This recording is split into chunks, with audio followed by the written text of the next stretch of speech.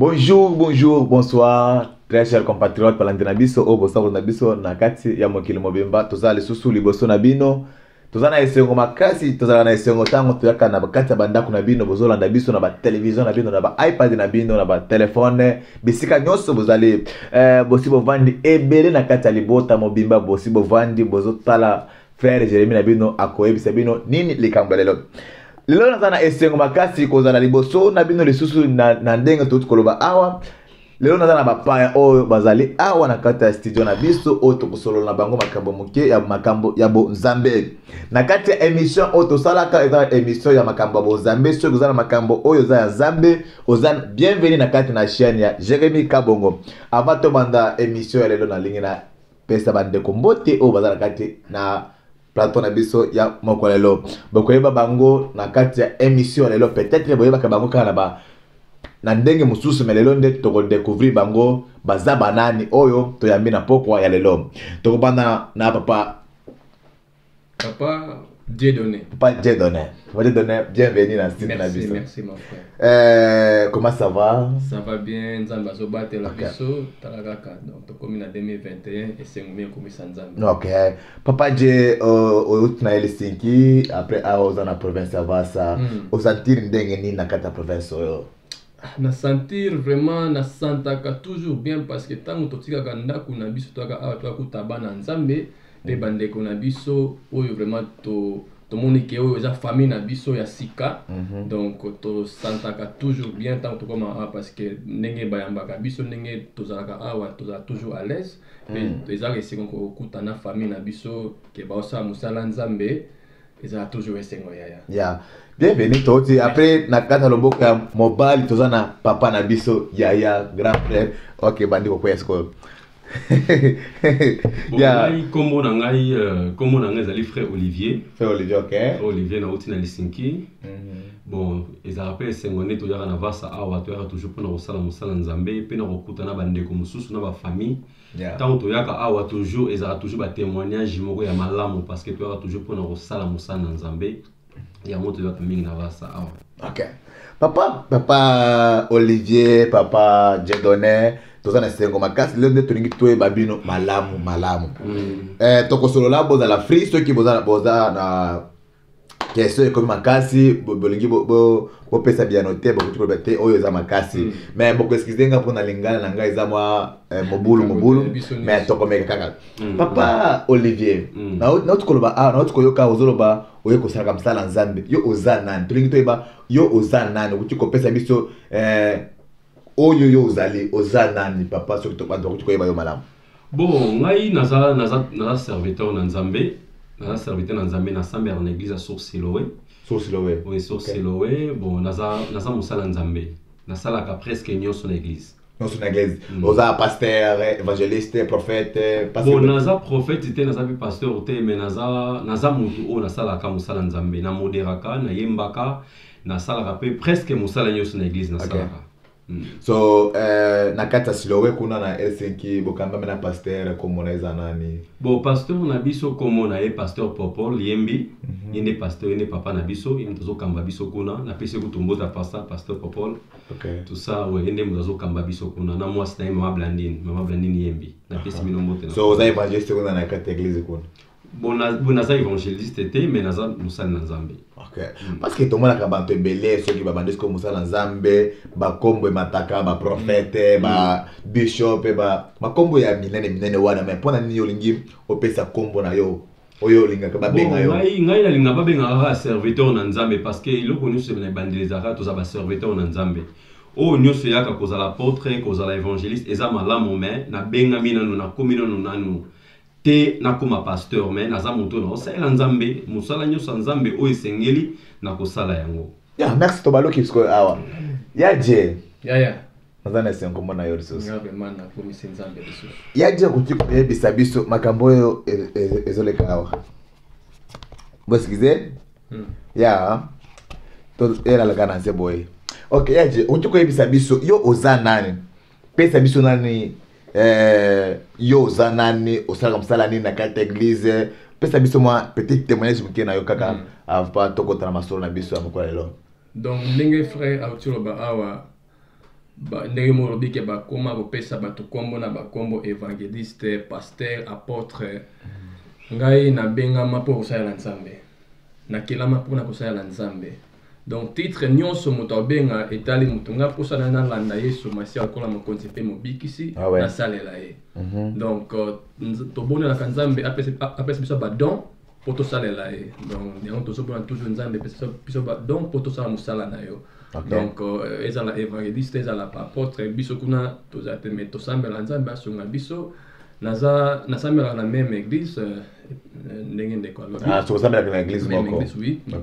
donc moko souci na biso ezali nzambe asunga biso tosala mosala wana bien oyo atindi tosala na se ya mokili oyo na kati ya église oyo vraiment toza na esengo mingi mpo toza na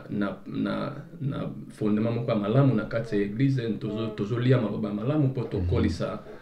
tokolisa oyo nzambe atie na kati na biso mpe tokende kosala mosala tosalaka mosala nzambe topanzaka sango na Helsinki na physique na ba live na tout nyonso wana mpona lokumu ezonga pa kola yesu mpe bato bayeba yesu kola mokonzi mpe mobikisi bayamba ye bino bauti kuna na Helsinki bolwi boza baserviteur na Nzambe bauti kuna na Helsinki bokuti koyebisa biso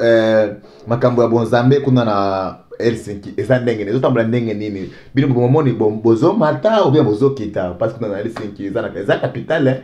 omoni yango ndenge nini kuna. Merci vraiment ndeko na mpona question malamu otuni parce que naza kondima ete Nzambe azosala na mboka mobimba biso ntango toloba bato ya Helsinki tokoyoba bato baba na kote kuna ya capitale baumeli mingi na mboka oyo donc susi na biso naoba mpona oyo toswa na bandeko ke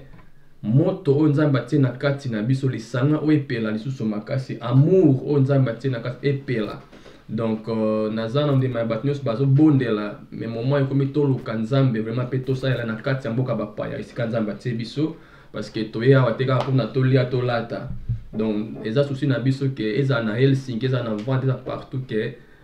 toyoka liloba Nzambe mpe babani totia na mosala mpona ndako ya Nzambe ke liboso mosala Nzambe ke liboso yango wana eza moment oyo nayebi ke ndenge différence ya awa na province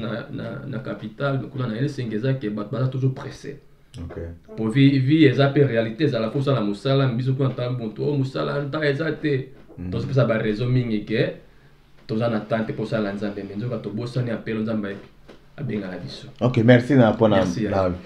ya Olivier olobi nini mpona question wana. Bon, ngai nako répondre que mosala ya Nzambe ezokende malamu na Helsinki mais eloko oyo nga nakoloba ezate biso bato pesaka toujours ba raison que oui tosambelaka tout ça mais eloko nga nakosenga na bato na Helsinki eza nini ke eza tozala bomoko parce que tant on tozo vivre eza tant oyo il faut mutu nyonso alobaka asambelaka oui eza malamu parce que tokendaka ba église toyokaka maloba na Nzambe toyokaka bamateya tokotaka baveye tosalaka nyonso mais il faut tokota lisusu na profondeur ya bonzambe parce que tant on tozo vivre ezosenga lisusu teki naza mwana na Nzambe naza mwana oui toza biso bana na Nzambe mais ezosenga tokota vraiment na mozindo surtout bato bazoya sika bazoya na moto mosusu biso bato ya kala toza pe na ba moto mosusu mais tant moto oya sika ezoya il faut toyeba kopelisa lisusu moto wana po esunga ba pe ba misusu o bazana nito ba ba umeli bazana nzoto malili nanu ça veut dire que topelisa na moto ya vie de prière nde ba bi molimo mo santo moto wana epela lisusu na kati na Helsinki mais pour na ko répondre question na yo eza que musala na Nzambe ezokene malamu bato nyonso bazosambela eza malamu mais ba misusu pe balembi bamususu balembi bamususu bamoni bamususu peut-être basepeli pe ndenge peut-être ndenge ba église ekangami parce que eza ba église mususu bazosambela bato mususu bazosambela ba église te bamususu basepeli nango mais yango nde eza te pour le moment biso ba chrétien eza likaka ke tokota lisusu na mozino na présence na Nzambe okaka nga na koloba yango wana. Merci pona bakopesa biso mituna biyano na mituna na biso to sepel makasi ya Olivier sikoyo na ndenge tokotaka na confinement ndenge ba confinement bakangaki ba église ok boti ko pesa biso solution mais pona nini tozomona kuna na Helsinki mais ba église comme ebele mais ba congolais ko na ba africain baza muke mais ba église comme ebele koleka bantu parce que bosala ka ndenge nini na kati ya ba église na kuna. Bon, et là, on va encore répondre. Les problèmes exacts qui pour l'église est ébélé. L'église est cause non ébélé. Mais et là, on va que tous là bon moko. Ça veut dire que ceux qui église oyo ezana ezana comme africain baza wana ébélé te. Parce que africain baza ébélé place wana te mais ba église tondi au moins na avenue na ville boy ba église sikoyo. Bon, on a des gens qui sont à la place mon côté, bon ça c'est que ceux qui balé, ceux qui mis ça tout, après bah tout ça on a beaucoup de l'église, on a besoin de continuer na sous na carte na bino pour les années. Et bon, et loko et on encore répondre ça na maintenant mutu azana conviction na ye, ça veut dire que maintenant mutu aibi église zo qui nous ressemble là. Parce que ba église e cause la ebelete cause la ebelete et loko ezala ke to tambola na bosolo to za la bomoko. Parce que ezape et loko pe na koloba parce que ba misusu ba uta Afrique ba ya bazalaka basali na nzambe te na église bazalaka lokwa ba frère normal mais tango baye ba poto ba comme ba pasteur ba comme ba apôtre ba comme ba mipesi ba titre wana mais biso toza wana te biso to rolana ne liloba na nzambe place liloba na nzambe ezali côté ya ma place nde to rolanda ne liloba na nzambe parce que bible zo ba place ba liloba na nzambe place to okende mais le reste ezake soki ba église muto po et comme rara mutu salamu qui a fondé l'église et ça m'a bêté mais lingande et où t'es pas une nzambe appel wana est-ce que nzambe ne mutu atinda qui au fondé l'église wana po so qui et où t'es pas nzambe te ningi bazolo ba ki mutu atungi na nda kulikola libanga na mutu atungi nda kulikola bazelo ta mu pepe boya mu pepe ne mutu okata makambo soki etongama ki likola libanga to tongama ki likola bazelo ya zelo ekokende ya libanga ekotika la po libanga nezo présenter Christ ezo présenter Yesu Masia. Merci. Siko ya je yo libini pona question wana. Naza ndenge ndeko alobi mingi alobi bien parce que ya solo tokyoza na ba 1000 églises mais soki boyoka nezate eza lokola tozokota na baba. OK. Siko tango yozo mona tango zomo tango kina ba église wana ba église mususu mona kandenge nini bolingo est-ce que zali bien oyelingi amata moningo oyelinga amata moningo bien eza vie eza real donc enano ba eza vie o biso to mona to yebi mais to ko juger te parce que na mutu ayebi nzambe na ndenge na ye parce que no ba toujours que congolais biso to yebi nzambe na to yoka Yesu mais na mutu ta mona ba œuvre ozo mona be ba fruit ba nzete za ndenge no yebi côté wana eza ka tika to mais to yo juger te nzambe yebi onde eza moto ane toyebi tase te ke bato basalela nzambe na bosolo vraiment donc ba église eza ebele nga naza na esengo ke nakoki okende partout na église nyonso mpo naoki oloka nzambe mais lelo oyo na moto donc eza vie eza donc soki nyonso ezala bien na mokili donc biso nyonso tokoki kotemone te bolama nzambe mais makambo mosusu esengeli ezala bongo parce ke tokumisa nzambe oyo asali grâce que ba église ezalaki na makelele oyo bakomi ensemble donc pour moi ezalaka nde biso tozonga epai ya Yesu Masia toyebake nini eza malamu eza mabe te okende église mais toyebake église oyo etongama na se ya mabele oyo eza donc eza bato bakotaka na bango mais motema na yo donc motema na yo soki vraiment eyamba Yesu te kwa mokonzi mpe bikisa eza lokola ozokende ozobima kaka pamba donc motu wana ezala église 5 ezala 2 tosalela nzambe merci mpona kopesa biso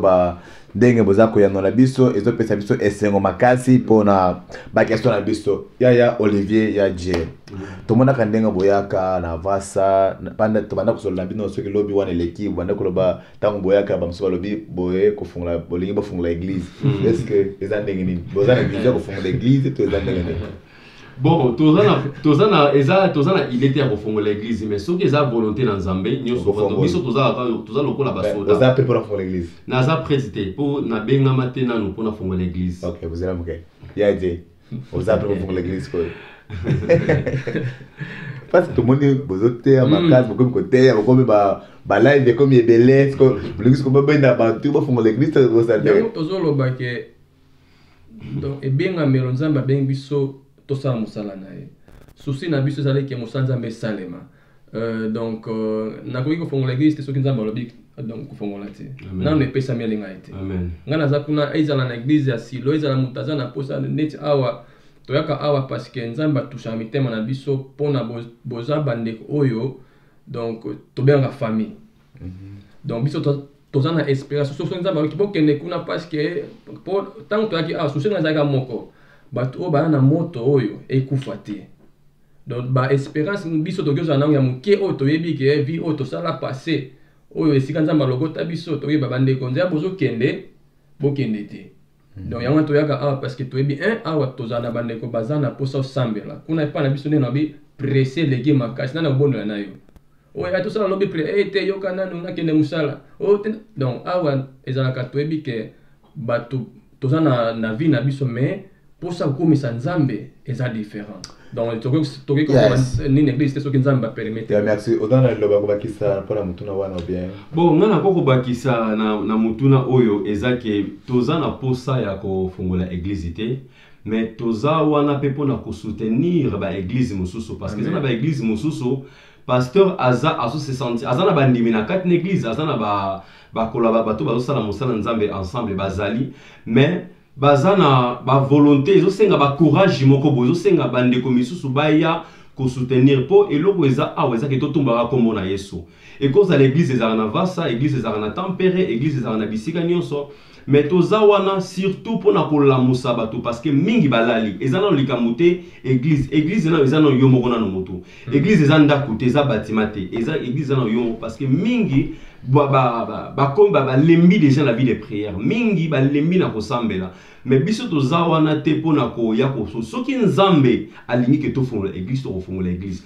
biso to yo kana onzama koloba na biso mais to rolanda te oyo nga bato belé ba yebisanga ba bi frère mokolo ko fongola église to ya wana mais nga na yebi ke ezana ba pasteur belé balobela bango pe bongo na lisinki balobela bango papa soko fongola église to ya ko soutenir une église mais tant église efungwami ba musu basali nini ba pikimi na bango batiki pasteur yemoko mwasi na ye na bana na ye. Amen. Mais souci na biso vraiment pardon na kati maloba mais souci na biso eza pona ngai souci eza ke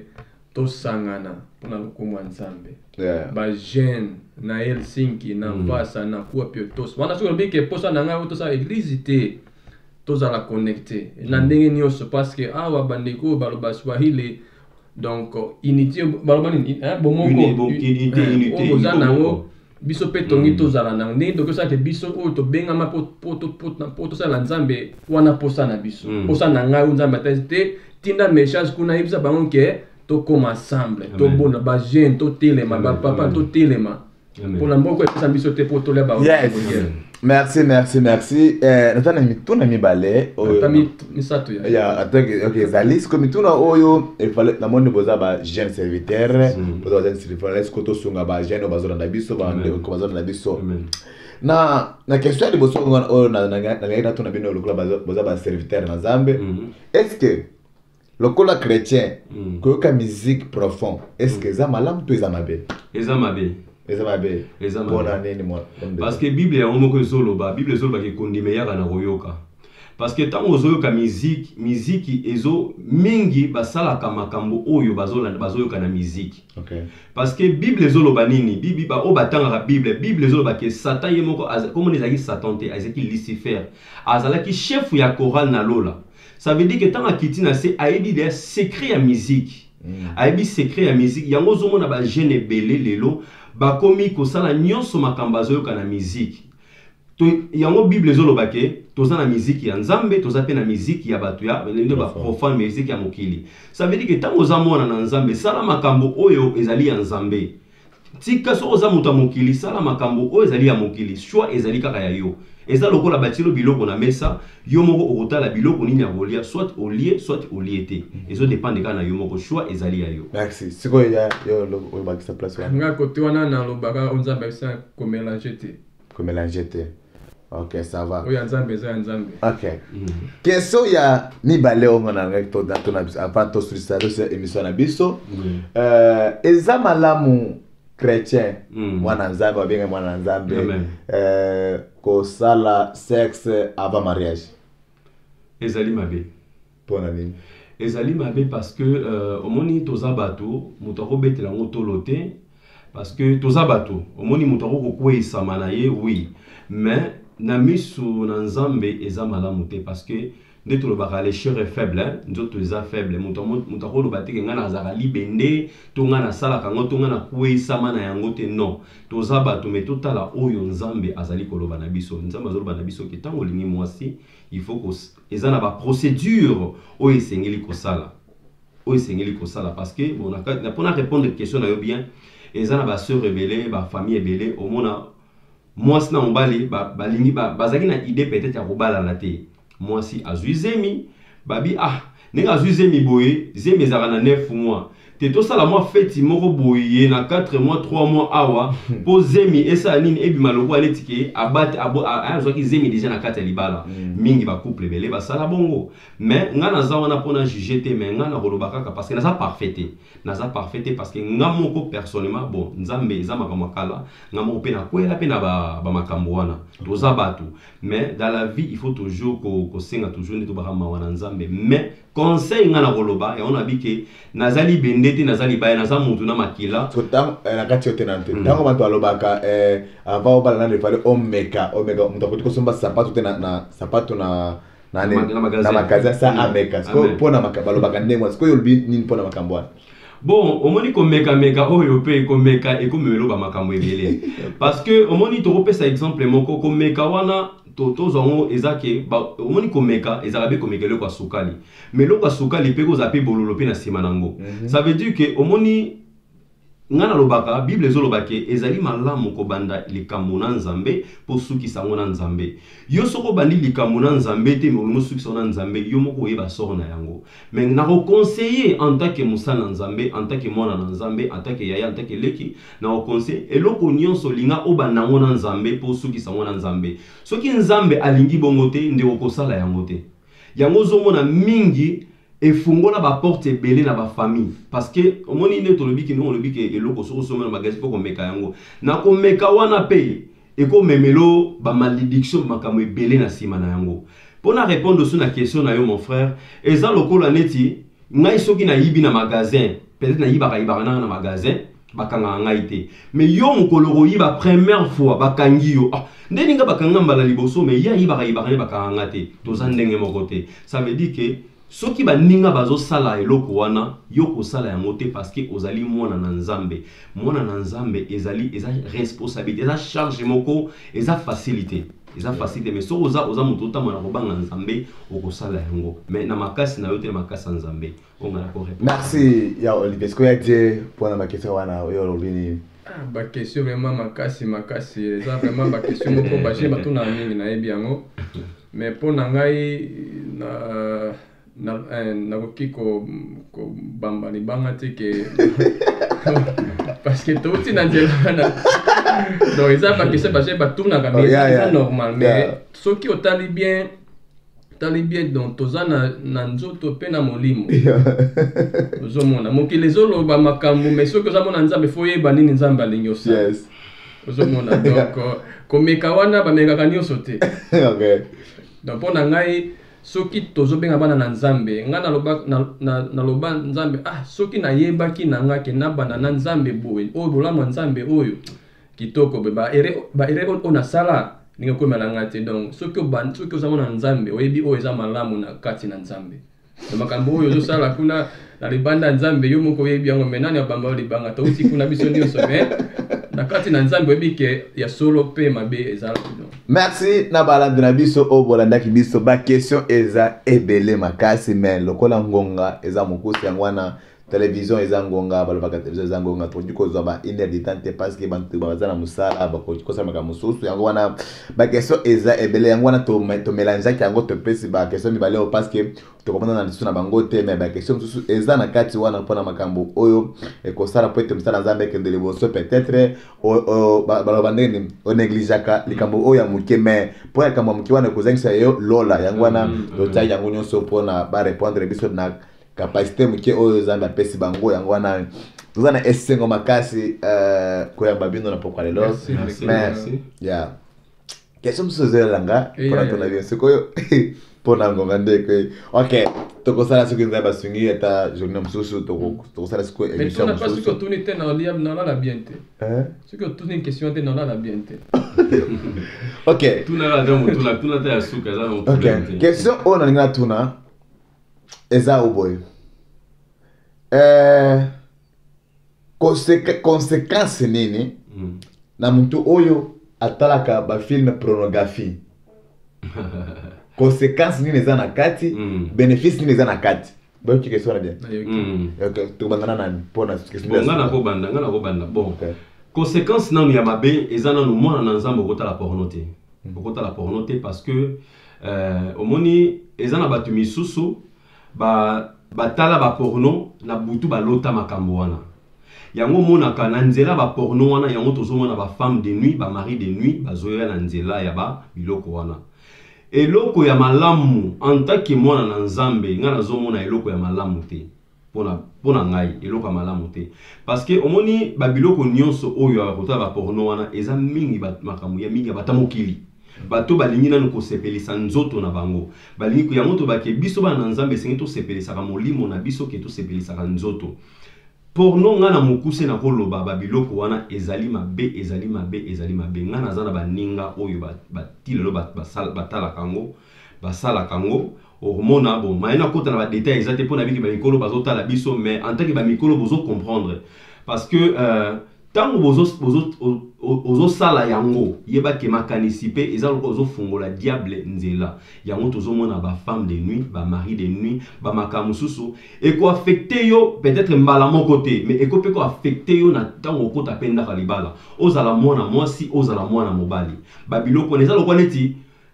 bon na place osepelisa mwasi na yo par exemple mais okomi komagine makambo oyo otalaki na filme na porno yo okomi kokomisa ngo neti réalité okomi kosala yango okomi kosala yango mais nzoko eza makambo oyo otalaki yango na movie otalaki yango na baporno banini tout ça okomi soki neti kopratike yango nga mpe nameka kosala yango mpe nakome mutu oyo boza na ye ayebi makambo wana te mpe amesa na biloko wana te eza baconséquence mosusu esalama na bacouple yango wana oyo ya moke nazalaki nango yango wana. Merci mpona éclairage opesi biso na mpoko lelo merci ya makasi ya je est-ce que olbini mpona question wana donc vraiment eza likambo oyo ozopose ntango nazokanisa eza likambo oyo oloba ntango naloba eke toza na expérience na quelque chose yango toyaka awa na voir ça donc toyebi vi oyo tozalaki nango bagene oyo lelo baza nango bazotuna donc toza bagene mais oyo tozwa oyo tolandaki na mokili ezalaki eloko te makambo nini tozokanisaki oyo eza komi na normal oyo tomeka non parce que ntango toyebi oyo eza ya nzambe ya molimo ntango totali oyo bakestion totali opesi yango ya nzambe eleki parce que oyo eza esika diable azokanga bana bato yango toyaka awa po conséquence nini après makambo nini ezalaka nsima olingi oyeba te donc eza malamu te eza neti ke oyebi ndenge bazwaka mbisi otiengelo après obandi obenda okangi mbisi otumbi ye donc ndenge mpe satan azotuna azozwa bana bato pa apesi mwa quelque chose mpona otalatala makambo wana ndenge ndeko ayebi tolobake eza na conséquence toujours apesi abimisi munduki donc eza vi moko boye lelo ekomi neti normal na mokili so tant toba mokili ekomi na suka tozomona soki oza na miso ya molimo mokili ekomi kokende na ndenge ya mabe makasi bato bakomi kosala makambo oyo ezalaki normal te lelo ekomi ketala na film soki olingi mais soki oza na molimo santo oyebi ke likambo oyo euti epa ya nzambe te ya nzambe euta na molimo ya nzoto eza ya nzoto oyo eza ya oyo ekomi na mikolo oyo donc eza ya nzambe te. Merci na balanda na biso o bolandaki biso bozalaki tellement ebele o bozalaki kolanda biso topesi merci na cameraman na biso ya lelo o merci na John papa John ongana benga tutu merci na ndenga vandi na sima camera eza makasi te bomo na ye parce que komona ete parce que aza na sima camera pona pesa bino bilili ya kitoko topesi merci na ya Olivier pona kondima invitation na biso topesi merci na ya Dieu donné pona kondima invitation na biso na ete bokozonga mokolo nini na Helsinki mokolo nzambe osepela moni za dimanche okay so merci makasi sko okay ndenge boyaki sko vision na bino ndenge boyaki sko vision za ndenini oyo nzambe atie na kati eza deja donc biso na biso to tukutana bandeko tobondela nzambe akokisa oyo atiaki na kati na biso parce que eza toujours pe le pambo mpona biso ntango tokoma awa mpona ngai nanga apo tosambela tosalela nzambe afongola biso banzela toyeba kotambwisa maloba na ye na kati ya mokili oyo na kati ya mboka oyo. Merci ya Olivier. ngai eloko nanu na sepeli nanu koya na vasa eza ke ndenge akeya ndenge bafamille ezoyamba biso bazoyamba biso bazotala biso te ke o bato mo bauti kaka Helsinki baye non mais bazoyamba biso en tant que basala na nzambe. Eloko na kosenga na bandeko ya vasa po ndenge toye na vasa boye na kosenga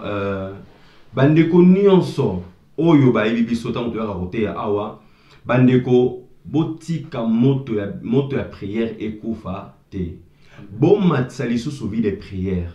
soki olembaki ndeko ozala wapi bimie ndeko na ngai pelisa vie ya prière ezali très important tant oyo tozo vivre eza batam moko compliqué eza batam moko parce que diable azo travailler nzambe pe azali kosala diable azo travailler nzamba azali pe kosala surtout mingi ndenge ba question à comprendre frère nanga poser biso awa surtout pour na ba jeune de baza ba victime ya ba makambo mususu oyo salama omona likamoko sala ki na âge à 15 ans mais eko memelo ba problème mususu na libala na yo na ndako na yo na bana na yo to na famille na yo ya mwana tozala éveiller vraiment nzambe vraiment apambola bino. Amen. Merci.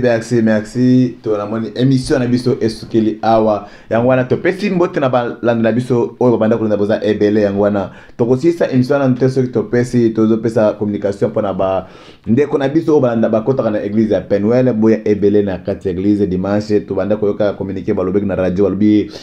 ba autoriser bantu 20 basangana na kati ya privé yangwana boya ebele na dimanche ya kati église après samedi makambo ya prière babalobi bantu nyonso ko kosangana na kati après zaka ba serviteur te bantu nyonso ko na prière pour na kosambela nzambe na bino yango wana topesi merci na bantu nyonso obalanda biso mokolo malamu journée kitoko ciao bye nzambe apambola bino bye bye que Dieu vous bénisse.